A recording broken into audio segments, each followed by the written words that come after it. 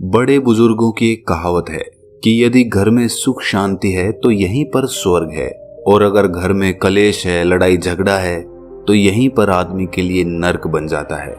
ये कहानी आखिर तक सुनने के बाद आपको कुछ ऐसे नुस्खे पता चलेंगे जिससे आप अपना घरेलू जीवन सुख और शांति से बिता सकते हो।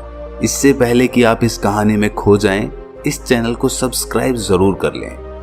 ये कथा एक बौद्ध भिक्षुई की है जिसका नाम विशाखा होता है। विशाखा ने एक धनी परिवार में जन्म लिया था और उसके पास किसी चीज की कोई कमी नहीं थी। विशाखा के पिता का नाम धनंजय और माता का नाम सुमना था। उसके माता पिता शुरू से ही भगवान बुद्ध के प्रति बहुत श्रद्धा रखते थे। वो उन्हें बहुत मानते थे और बुद्ध की हर सभा में जाया करते थे।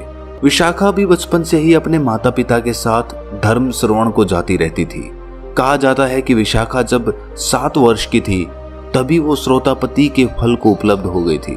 श्रोतापति का अर्थ होता है ध्यान की धारा में बह जाना, यानी स्वयं को उस अस्तित्व के हाथों में छोड़ देना और अपने में ही डूब जाना। मनुष्य तब आध्यात्म की यात्रा पर चल सकता है जब वो श्रोतापति को उपलब्ध हो जाए। ये मनुष्य के जीवन का बहुत महत्वपूर्ण पड़ाव होता है। मनुष्य के शरीर को 7 चक्रों में विभाजित किया जाए तो ये तीसरा महत्वपूर्ण मणिपुर चक्र होता है। पहले 2 चक्रों तक प्रकृति अपना काम करती है। मणिपुर, जिसे हिंदुओं ने सचमुच बहुत ही सुंदर नाम दिया है, वो सच में मणि है। वो मनुष्य के भीतर का भाग्य खोल देती है। मणि चक्र बंद होता है, बिना गुरु के सहयोग के वो कभी नहीं खुलता, और जिसका खुल गया वो समाज की नजरों में आपको पागल सा लगेगा। आप उन्हें कहेंगे कि वो तो दीवाना सा हो गया है। बहुत छोटी सी उम्र में ही श्रोतापति उपलब्ध हुई विशाखा जब बड़ी हुई तो उसका विवाह श्रावस्ती निवासी मिगार श्रेष्ठी के पुत्र पुत्रवर्धन से हो गया।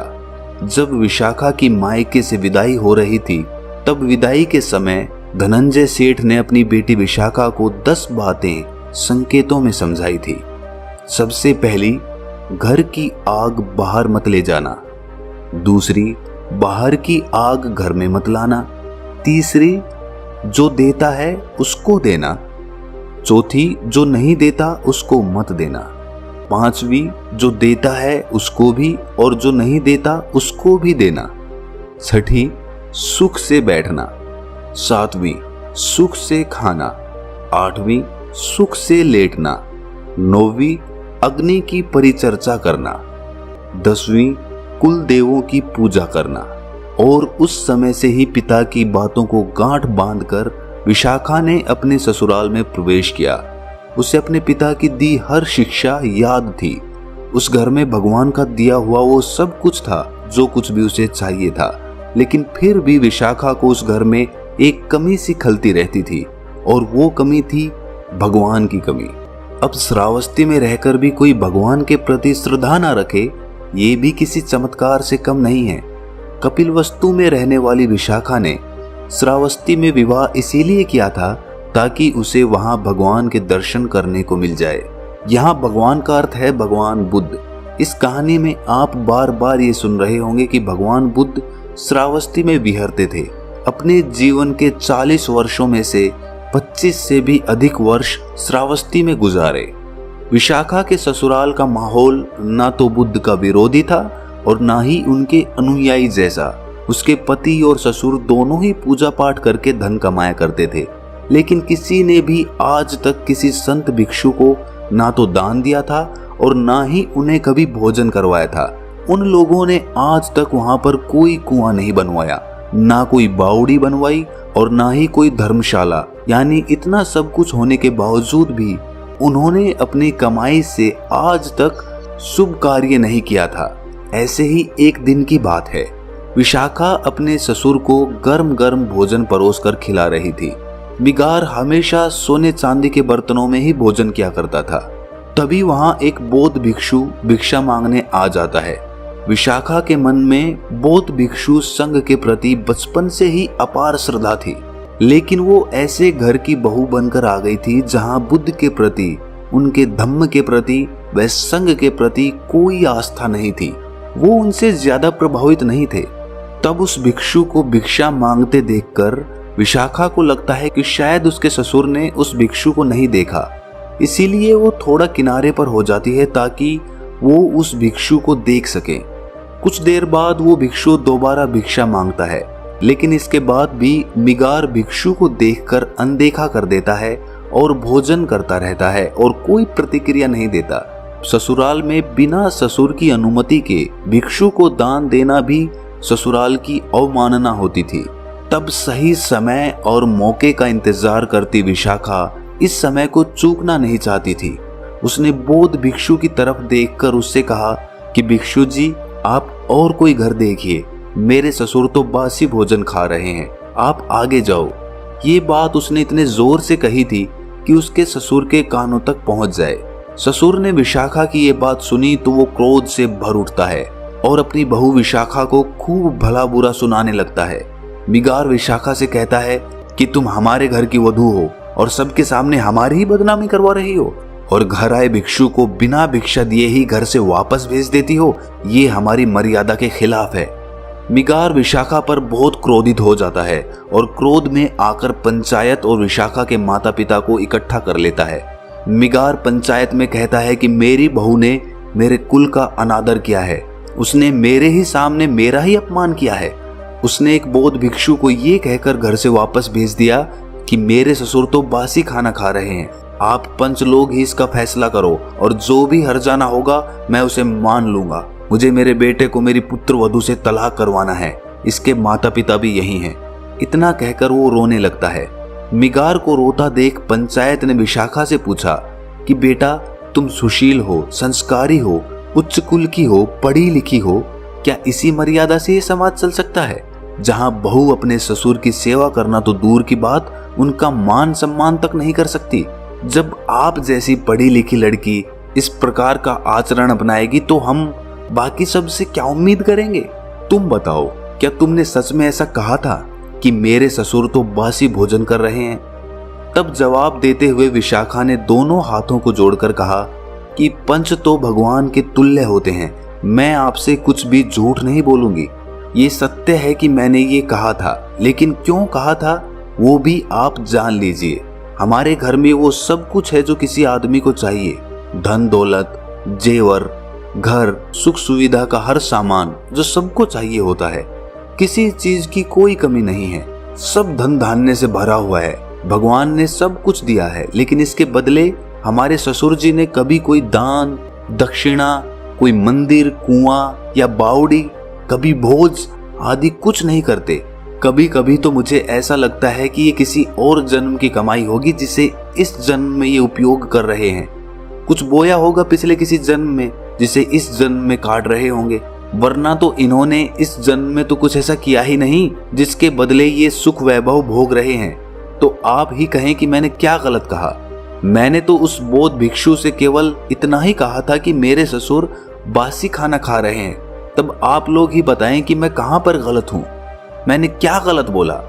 विशाखा की ये बात सुन पंचायत उसकी प्रशंसा करने लगती है और मिगार से कहती है कि तुम्हारी संपत्ति पर तुम्हारी बहू का कोई अधिकार है या नहीं? यदि है तो उसे उसमें से कुछ अपने धर्म के हिसाब से खर्च करने की आज्ञा आपको देनी चाहिए, क्योंकि आपकी बहू आपका अपमान नहीं कर रही थी बल्कि आपको चेता रही थी। तब पंच की बात सुन मिगार उनसे कहता है कि केवल यही एक बात नहीं है, और भी बातें हैं जिससे ये ज्ञात होता है कि ये हमारे घर की बहू बनने के काबिल नहीं है। पंचायत ने पूछा, जैसे कि जरा बताइए। तब मिगार कहता है कि मायके से विदाई के समय भी इसके पिता धनंजय सेठ ने इसे हमारे खिलाफ भड़काया था। इसके कानों में कुछ बातें कही थी जो मैंने सुन ली थी। मैं वहीं पर खड़ा था पर्दे के पीछे जब इसके पिता इसके कान भर रहे थे।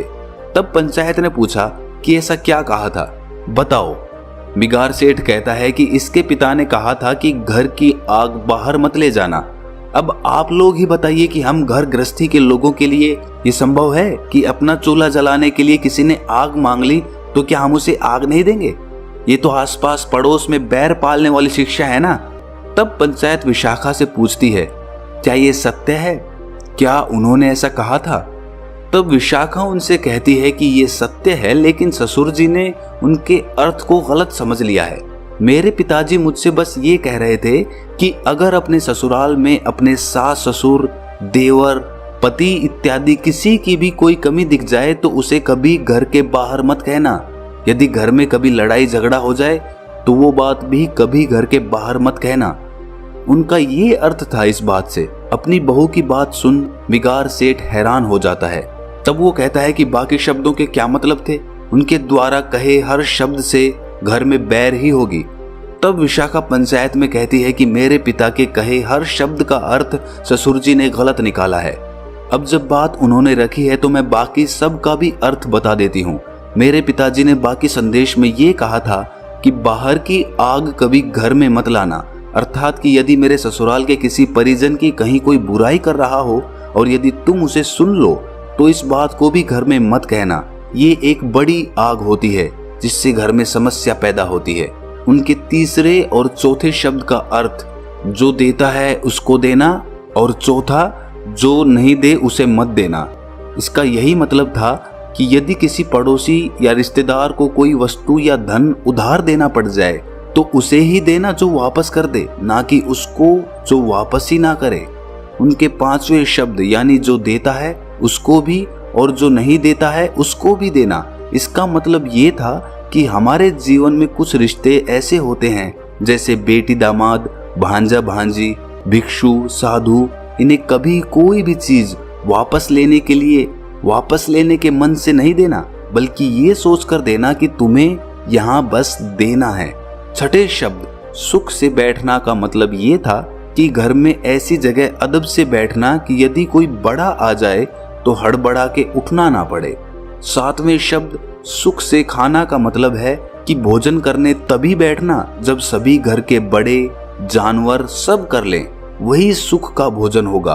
आठवां शब्द सुख से लेटना, अर्थात लेटने से पहले देख लो कि सास ससुर बड़े बुजुर्ग खाना खा चुके हैं, कोई दवा खानी है तो वो खा चुके हैं, बच्चे सो चुके हैं, घर के दरवाजे बंद हैं, तिजोरी बंद है, कोई किवाड़ खिड़की खुली तो नहीं है।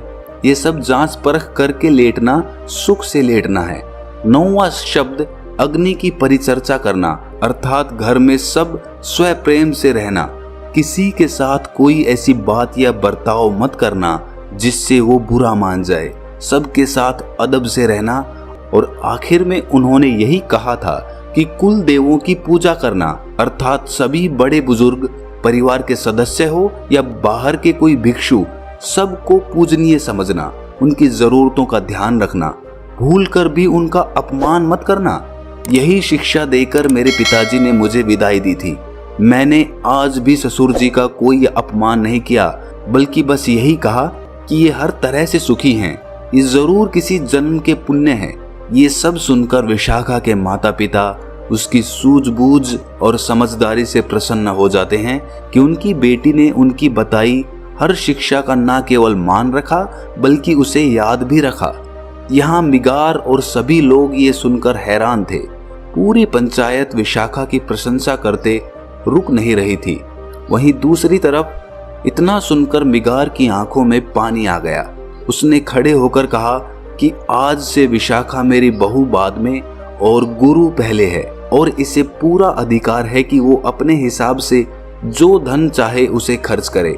इसके बाद सब अपने घर लौट जाते हैं और घर जाकर मिगार विशाखा से ये कहता है कि क्यों ना कल हम सबको भोजन पर आमंत्रित करें। विशाखा कहती है कि ये तो नेक ख्याल है, और वो अगले दिन सभी संतों को भोजन के लिए आमंत्रित करती हैं। भोजन के उपरांत मिगार ने भगवान के उपदेश सुन उनकी दीक्षा ले ली और बाद में वो भगवान का प्रिय शिष्य कहलाया गया। विशाखा ने श्रावस्ती में एक विहार का निर्माण करवाया। ऐसा कहा जाता है कि उस समय उसमें 20 करोड़ स्वर्ण मुद्राएं लगी थी। वो 1000 भिक्षुओं के रहने का 5 मंजिला विहार था, जिसके अवशेष आज भी श्रावस्ती में देखे जा सकते हैं।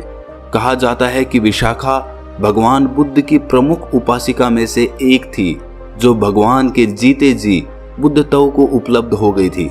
श्रावस्ती नगर की विशाखा उन बौद्ध भिक्षुओं में से एक थी जिन्होंने बिना घर को त्यागे संसार में रहकर सभी सुख वैभव को जीकर ध्यान को उपलब्ध हो गई। तो ध्यान को उपलब्ध होने के लिए आपको घर गृहस्थी त्यागने की जरूरत नहीं है। आप अपने घर में रहकर सब सुख सुविधाओं के बीच रहकर उस बुद्धत्व को प्राप्त कर सकते हो। बस आपके मन में वो इच्छा, दृढ़ निश्चय और वो लगन होनी चाहिए जो आपको निरंतर ध्यान करने के लिए प्रेरित करे। क्या इससे पहले आपने श्रावस्ती के बारे में सुना था? यदि हाँ तो कमेंट सेक्शन में हाँ जरूर लिखें और ऐसी ही कहानी सुनते रहने के लिए हमारे चैनल को सब्सक्राइब जरूर कर लें। तो मिलते हैं अगली कहानी में, तब तक के लिए अपना ख्याल रखें।